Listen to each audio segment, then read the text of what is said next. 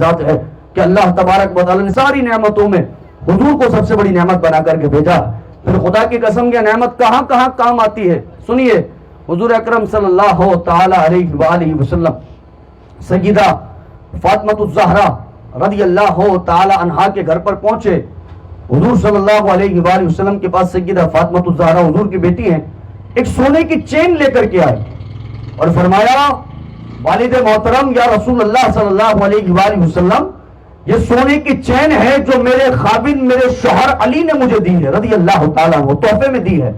میرے آقا کریم صلی اللہ تعالیٰ علیہ وآلہ وسلم نے حضرت فاطمہ الزہرا رضی اللہ تعالیٰ عنہ سے فرمایا, اے فاطمہ, یہ سونے کی جو زنجیر ہے میں اسے جہنم کی زنجیر دیکھ رہا ہوں. اور محبوب کریم کا یہی تو آستانہ ہے کہ حضور کے گھر کے اندر کچھ موجود نہیں ہوتا تھا. میرے آقا اپنے پاس کچھ رکھتے نہیں تھے, سب اللہ کی راہ میں دے دیا کرتے تھے. اور فرماتے یہی تو ان کی شان ہے, گھر خالی ہوتا تھا لیکن مانگنے والا اپنی جھولیاں بھر بھر کے گھر سے جا رہا ہوتا تھا. کہا یہ شان ہے رسول اللہ کی. حضور نے فرمایا کہ میں اس سے جہنم کی زنجیر دیکھ رہا ہوں. یہ فرما کے حضور گھر میں بیٹھے نہیں, چلے گئے. اب سیدہ فاطمہ الزہرا رضی اللہ تعالیٰ عنہ, اس بات پر دلیل دے رہا ہوں کہ حضور کہاں کہاں کام آتے ہیں. سیدہ فاطمہ الزہرا رضی اللہ عنہا نے کہا کہ جاؤ اور بازار میں زنجیر کو بیچ کر کے آ جاؤ. غلام گئے اور جا کر بیچ کر کے آیا. اب چاہیے تھا کہ پیسے رکھ لیتی, فرمایا جاؤ ان پیسوں سے غلام خریدو. جا کر ان پیسوں سے غلام خریدا گیا. اب چاہیے تھا کہ غلام سے کام کاج کرواتی, فرماتے نہیں, جاؤ اور اب اس غلام کو اللہ کی راہ میں آزاد فرما دو, ہم نے اس اللہ کی راہ میں آزاد کر دیا ہے. میرے آقا تب جب یہ خبر پہنچی نا, حضور آپ کی بیٹی نے زنجیر کو بیچا ہے, غلام خریدا اور اللہ کی راہ میں آزاد بھی کر دیا ہے, میرے آقا مسکرائے اور کہنے لگے الحمدللہ الذی نجا فاطمہ من النار. تمام تعریفیں اللہ کے لیے ہے جس نے میری فاطمہ کو جہنم کی آگ سے بچا لیا ہے.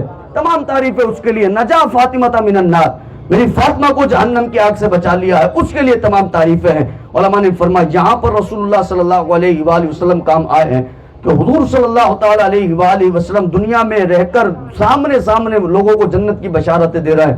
کہا جب موت کا وقت قریب آتا ہے نا تو رسول اللہ کام آتے ہیں. ایک یہودی لڑکا رسول اللہ صلی اللہ علیہ وآلہ وسلم کی خدمت کیا کرتا تھا. اب جب اس کا موت کا وقت قریب آیا تو حضور کو بتایا گیا کہ حضور وہ بیمار پڑ گیا اور وہ آپ کی خدمت کیا کرتا تھا, وضو کے لیے پانی لا کر کے دیا کرتا تھا. تو حضور صلی اللہ علیہ وآلہ وسلم گئے اور جا کر دیکھا کہ وہ بیمار پڑا ہے, اس کا باپ بھی اس کے برابر میں موجود ہے. آقا نے فرمایا پڑھو لا الہ الا اللہ محمد رسول اللہ. اب وہ اپنے والد کی طرف دیکھنے لگا. اور کوئی یہ کہے نا نماز پڑھ لو, اس پر عمل کرنا آسان ہوتا ہے. کوئی یہ کہے نا دین چھوڑ دو, اس پر عمل کرنا بہت مشکل ہوتا ہے. دین کو چھوڑنا اور دوسرے دین کو اختیار کرنا بہت مشکل کام ہے. تو جب حضور نے فرمایا نا تو پڑھ اور یہودی مذہب سے توبہ کر اور مسلمان ہو جا, وہ اپنے باپ کی طرف دیکھنے لگا. بچہ تھا نا, باپ کی طرف دیکھنے لگا کہ ابھی باپ نے کیا کہہ دینا ہے. باپ خاموش رہا. پھر حضور نے فرمایا تو پڑھ اور مسلمان ہو جا. اب وہ پھر باپ کی طرف دیکھنے لگا. باپ نے کہا جیسا یہ کہتے ہیں تو نے ویسا کر لینا ہے. وہ پڑھا لا الہ الا اللہ محمد رسول اللہ. میرے آقا کھڑے ہوئے, مسکرائے اور فرمایا اے میرے مولا, تمام تعریفیں تیرے لیے ہیں, تو نے محمد کے وسیلے سے اس بندے کو جنتی بنا دیا ہے. تمام تعریفیں تیرے لیے ہیں, تو نے میرے وسیلے سے اس کو نجات عطا فرما دی ہے, اس کو جنتی بنا دیا ہے. تو یہ حضور صلی اللہ علیہ وآلہ وسلم کی ذات بابرکت ہے کہ جو میرے آقا کریم صلی اللہ علیہ وآلہ وسلم موت کے وقت بھی کام آتے ہیں, حضور حشر میں بھی کام آنے والے ہیں. حضرت انس نے فرمایا رضی اللہ تعالیٰ عنہ نے حضور سے کہ آقا کل قیامت میں بھی ڈھونڈوں نا آپ کو, تو کہاں ڈھونڈوں؟ آقا نے فرمایا انس پل صراط پر آنا, پل صراط پر میرے امتی گزر رہے ہوں گے نا, میں دعائیں کر کر کے سلامتی کے ساتھ ان کو گزار رہا ہوں گا. اعلیٰ حضرت امام اہل سنت اس موقع پر فرماتے ہیں رضا پل سے اب وجد کرتے گزریے کہ رب سلم کی ہے نا صدائے محمد. پل صراط کے بارے میں اگر آپ پڑھیں گے تو آپ کو پتہ لگے گا کئی سال کا سفر ہے پل صراط کا, کئی سال کا سفر ہے. حال کیا ہے, بال سے زیادہ باریک پل صراط ہے. حال کیا ہے, تلوار کی دھار سے زیادہ تیز پل صراط ہے, ایسی دھار ہے. اگر میں یہ کہوں اس پورے شامیانے کی حدود میں ایک رسی باندھ دی جائے اور کسی سرکس والے کو بلایا جائے اور اس سے کہا جائے کہ اس پر چل کر دکھائیں, تو حضور والا وہ بھاگتا دوڑتا تو نہیں آ جائے گا.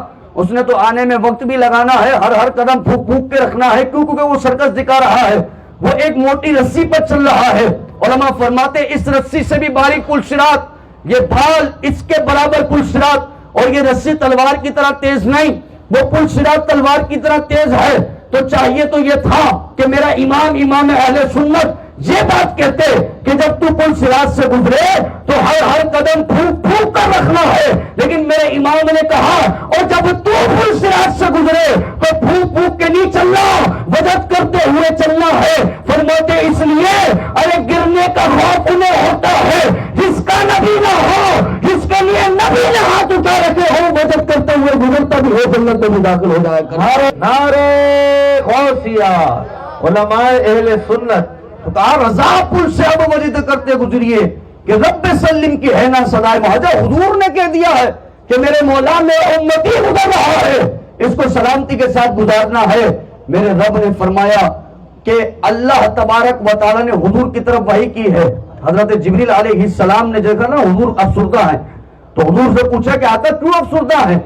आका ने फरमाया इस पुल सिरात से मेरी उम्मत को गुजरना है, मैं डर रहा हूं कि कहीं वो गिर ना जाए, कहीं लड़कपन ना आ जाए चलने में। अल्लाह ने फरमाया जिब्रील बताओ इनको कि आपकी उम्मत गुजर रही होगी और 1000 सालों का फर्क है उस पुल सिरात का, गुजर रही होगी। हाल यह होगा कि एक गुजरता है उसे चलने का पता होता है, एक इतनी तेजी से गुजरता है कि उसे पता ही नहीं चलता कि कब पुल सिरात से गुजर गया है। फरमाया गुजरेगी तो, लेकिन हाल यह होगा कि उनको खबर ही ना होगी, वो गुजर के जन्नत के अंदर दाखिल हो चुके होंगे, पता ही ना चला होगा। इतनी तेजी से वो पुल सिरात से गुजर जाएंगे। कहा हुजूर अगर पुल सिरात पर मैं आपको ना पाऊं तो कहा हूं? आका ने फरमाया मिजान पर आ जाना, वो जो मिजान नेकियों का पर्दा है वहां पर आ जाना। गुनाहगार उम्मतियों के पर्दे हल्के होंगे, मोहम्मद रसूलुल्लाह उनके पर्दों को भारी कर करके जन्नत में दाखिल फरमा रहे होंगे। कहा हुजूर वहां भी ना पाऊं तो कहां आ जाऊं? कहा हौज़े कौसर पे आ जाना है कि रसूलुल्लाह सल्लल्लाहु तआला अलैहि वसल्लम वहां पर अपने गुलामों को भर भर के जाम पिला रहे होंगे।